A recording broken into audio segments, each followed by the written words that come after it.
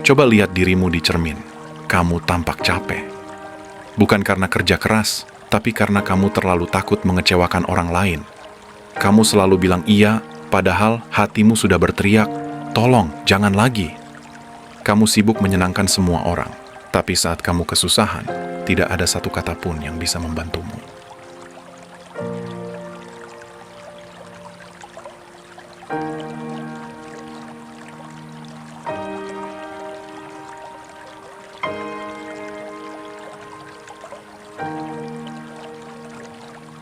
Dan inilah risiko tertinggi dari enggak enakan. Kamu perlahan kehilangan dirimu sendiri. Dan cepat atau lambat, kamu akan menjadi keset kaki orang lain. Dipakai saat dibutuhkan, dilupakan saat tidak berguna. Dunia tidak menghargai orang tanpa batasan. Enggak enakan bukan ciri orang baik, tapi ciri orang yang takut ditolak. Orang baik itu bukan yang selalu mengalah, tapi yang tahu kapan harus berhenti mengalah. Kalau kamu membantu orang lain, tapi kamu tidak bisa membantu dirimu sendiri, itu bukan kebaikan. Itu adalah pengkhianatan terhadap diri sendiri. Contohnya, kamu terus mengerjakan laporan teman kantor. Lama-lama, itu bukan minta tolong, tapi nyuruh. Dan yang paling parah, orang lain memperlakukanmu seperti itu bukan karena kagum, tapi karena kamu mudahan. Kita sering mengira sering membantu berarti berhati besar, padahal kita hanya takut ditinggalkan, takut disebut egois, dan takut tidak disukai.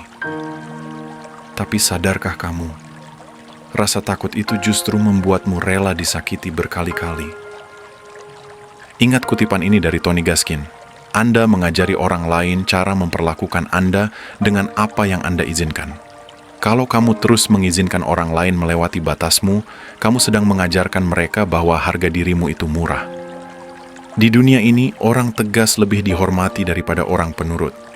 Di dunia kerja, orang yang selalu bilang, "Oke, bos," adalah orang yang paling cepat kelelahan dan depresi. Dalam hubungan, orang yang sering mengalah adalah orang yang paling sering disakiti. Dalam persahabatan, orang yang selalu ikut-ikutan adalah orang yang paling diremehkan.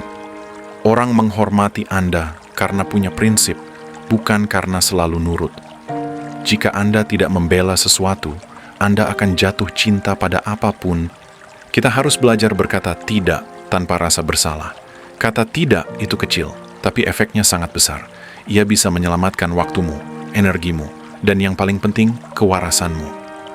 Masalahnya, kita takut terlihat jahat hanya karena menolak. Bukan kata tidak yang menyakitkan, tapi bagaimana kita menyampaikannya. Coba ganti dengan kalimat ini. "Aku ingin bantu, tapi untuk sekarang aku belum bisa." Atau ucapkan, "Terima kasih sudah percaya, tapi saya tidak sanggup mengambil tanggung jawab itu dulu." Ini bukan egois, ini adalah kejujuran. Dan kejujuran adalah bentuk tanggung jawab tertinggi, mengatakan tidak, bukan berpura-pura egois tapi berpura-pura bebas. Jangan kehilangan rasa takut pada orang hanya karena kamu mulai tegas. Yang marah saat kamu menolak adalah orang yang dulu menikmati saat kamu tidak punya batasan. Kamu tidak bisa membuat semua orang menyukaimu, bahkan orang terbaik pun punya haters. Jadi, untuk apa memeras energi agar diterima semua orang? Orang yang menghormati Anda akan menjaga hubungan dengan hormat, bahkan ketika mereka tidak sepakat. Sementara yang tiba-tiba menjauh, mereka mungkin hanya penikmat versi lelah pada diri Anda. Kehilangan orang-orang seperti itu bukan kehilangan, namun itu kebebasan.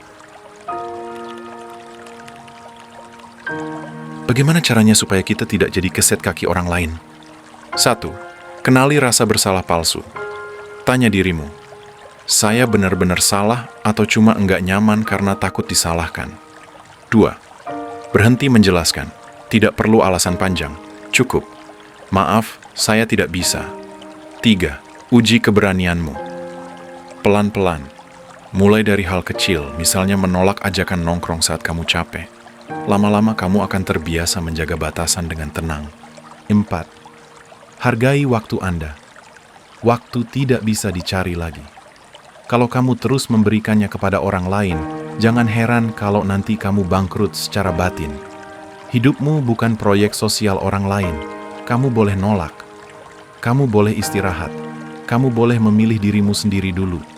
Jangan bangga jadi orang yang enggak pernah nolak.